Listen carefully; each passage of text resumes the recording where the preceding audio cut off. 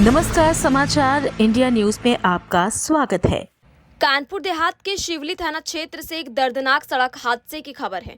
मंगलवार सुबह करीब 8 बजे चंपतपुर नहर के पास एक एसक्यूवी की टक्कर से अवधेश उर्फ बउवन सेंगर की मौत हो गई। मृतक अहमदाबाद से घर लौट रहे थे। परिजनों का आरोप है कि कार एक पुलिसकर्मी चला रहा था और हादसे के बाद से उन्हें कोई मुआवजा नहीं मिला। फिलहाल पुलिस का बयान सामने नहीं आया। फिलहाल इस मामले में शिवली पुलिस का आधिकारिक बयान आना बाकी है। परिजन लगातार न्याय की मांग कर रहे हैं। मैं वहाँ से वापस आ रहा था तो मैंने पिताजी से मेरी बात हुई तो उन्होंने बोला था कि जब तुम आ जाना तो मेरे को बता देना, हम तुमको लेने आ जाएंगे। मैं अकबरपुर आ गया था। माताजी से मेरी बात हुई कि मैं अकबरपुर आ गया हूँ, जब सचंडी आ जाऊँगा तो आपको फ़ोन करूँगा, आप हमको ले जाना आके। पिताजी घर से निकले हमको लेने के लिए। जैसे ही वो नहर की पटरी पर चल रहे थे, उधर से तेज़ी से एक्सयूवी गाड़ी जो चली आ रही थी, जोरदार टक्कर उसने मारी, जिससे मौके पर ही पिताजी की मृत्यु हो गई। गाड़ी थी वो किसी पुलिस महकमे की गाड़ी थी, उसमें कैप भी रखा था, पीछे पुलिस भी लगा था और एल का लोगो भी लगा था। और लोगों के द्वारा जो पता चला है, उस गाड़ी का जो चला रहा था उसका नाम सत्य प्रकाश है और उसमें जो भी कोई व्यक्ति लेडी बैठी थी उसका नाम अमीषा है।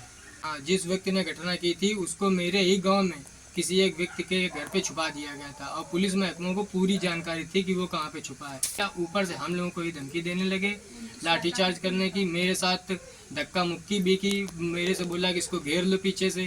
और सिवली क्षेत्र के अंतर्गत ग्राम चंपतपुर में जो घटना हुई है, बउवन सिंह सेंगर नाम का एक व्यक्ति जो अपने गांव से भावपुर की तरफ जा रहा था, उसी के दौरान अभियंत्रिक एक कार एक्सयूवी जो आके बउवन के गाड़ी को चकनाचूर करती है, उनकी मौके पर ही मौत हो जाती है। मौके पर यहाँ थे नहीं, पर जब मौके पर पहुँचे तो मुझे पता चला कि जो गाड़ी चालक थे वो एसआई थे और रैया में पोस्टेड हैं। वो अपनी बेटी को या अपनी दोस्त को, जिसको भी अमीषा को, नीट का एग्ज़ाम दिलवाने जा रहे थे।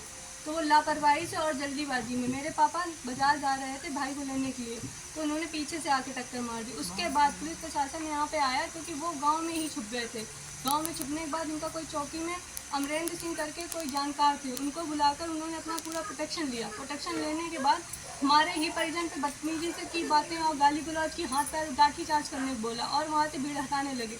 उन्होंने बोला कि अगर तुम लोग नहीं हटोगे तो तुम्हारी डेड बॉडी को हम बर्बाद कर देंगे। उसके बाद परिजन परेशान हो गए। परेशान होने के बाद उन्होंने बोला कि पंचनामा है, इस पंचनामे पे साइन करिए, पोस्टमार्टम होगा। तब उन परिवार वालों ने आश्वासन में पंचनामे में साइन किया। पुलिस वालों ने अपनी साइड से ही एफआईआर दर्ज कर दी। ना उसमें सत्य प्रकाश का नाम खोला, ना अमीषा का नाम खोला और ऊपर से उन्होंने ये बताया कि वो ड्रिंक किए हुए थे, जबकि वो एग्जाम दिलवाने जा रहे थे।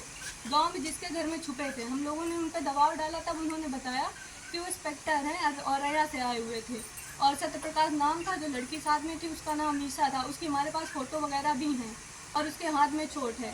जो अमरेंद्र सिंह है, उन्होंने उनकी पूरा सपोर्ट किया, उनको पता था। उन्होंने हमारे परिजन से बोला भी कि अगर आप भीड़ संभाल सकते हैं तो हम अभी उनको ला दें, पर हम पापा को भेज दिया। फिर अमरेंद्र सिंह ने खुद उन दोनों को ले जाके पीछे के रास्ते से उन्हें बाहर किया, फरार किया। चाहिए था कि वो हमारे सामने लाए। मम्मी से उन्होंने, अमरेंद्र सिंह ने बोला आप मुँह खोलिए कि कितना पैसा चाहिए।